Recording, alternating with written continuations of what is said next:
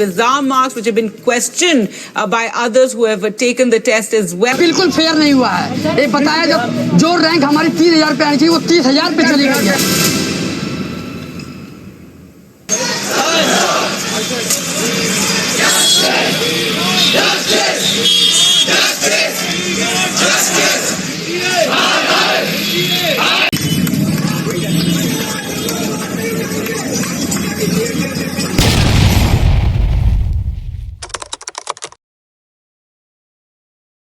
कभी कभी आप कितना भी मेहनत करें बट कुछ चीजें हमको मिलती ही नहीं। और सोचिए आप 2 से 3 साल लगातार 15 से 16 घंटे रोज मेहनत करते हैं बट वो आपको मिलता ही नहीं। पता है क्यों? क्योंकि वो कोई और आपके सपनों को पैसे देके ऑलरेडी खरीद चुका है।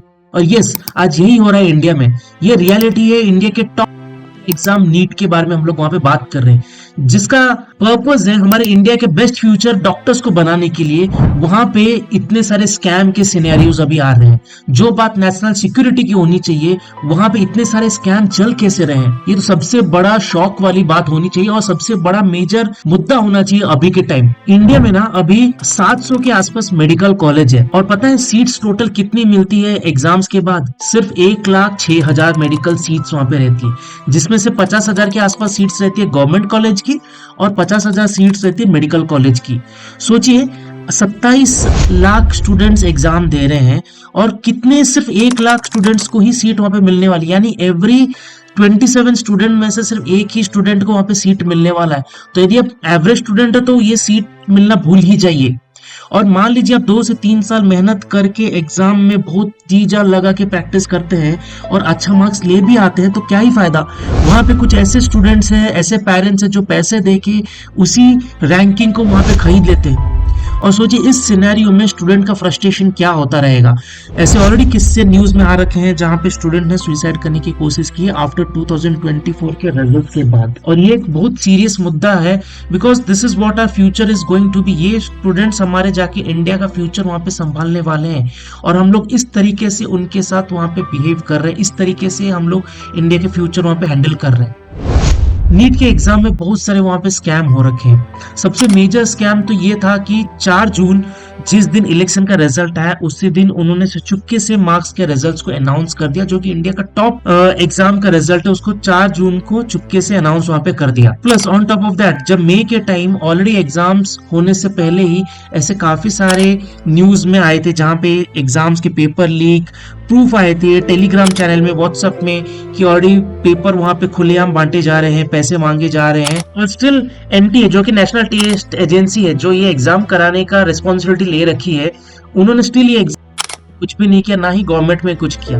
ऐसे ऑलरेडी किस्से आ रखे हैं जहां पे कुछ लोगों को अरेस्ट किया गया था पेपर्स के साथ और उसके ऊपर 1 महीना तक चला बट उसके आगे कुछ वहां पे नहीं हुआ। इसमें और एक सबसे बड़ा शॉकिंग इस एग्जाम नीट 2024 में ये था, इसमें ये बताया जा रहा है एनटीए के द्वारा कि बहुत सारे स्टूडेंट्स को ग्रेस मार्क्स वहां पे दिया गया है। भाई किस हिसाब से हमने ग्रेस मार्क दिया? तो बोलते हैं कि हमने एग्जाम्स के पेपर ही लेट दिए।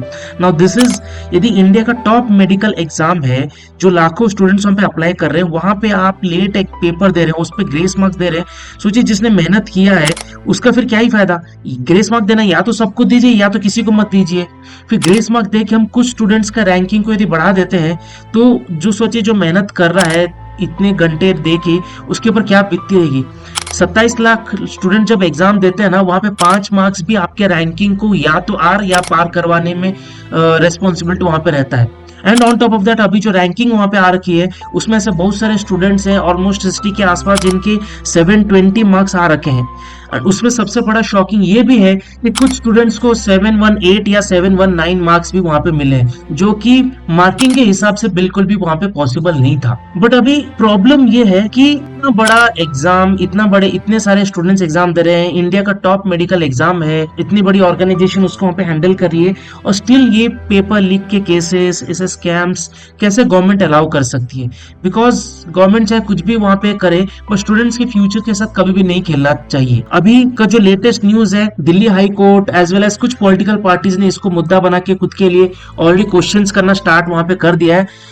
बट इसमें सोचने की बात यह है कि रेगुलेटरी बॉडीज को क्यों वहां पे इसमें एक्शन नहीं ले रहे, क्यों कुछ चंद पैसों के लिए इंडिया के फ्यूचर से वहां पे खिलवाड़ कर रहे हैं? क्यों इस चीज को वहाँ पे रोका नहीं जा रहा है और क्यों इस चीज के ऊपर सख्त एक्शन क्यों नहीं लिया जा रहा है। लेट्स सी, देखते हैं अभी आगे क्या आने वाला है। नेशनल टेस्ट एजेंसी जो ये एग्जाम करवाती है, उन्होंने सिर्फ अपने इंस्टाग्राम में और एक रिपोर्ट वहाँ पे जारी किया है, और कुछ PIL भी केसेस फाइल हो रखे हैं NTA के against to do the exam वापस से, एज वेल एज ट्विटर में नीट एग्जाम वापस कराना भी वहाँ पे ट्रेंड हो रहा है।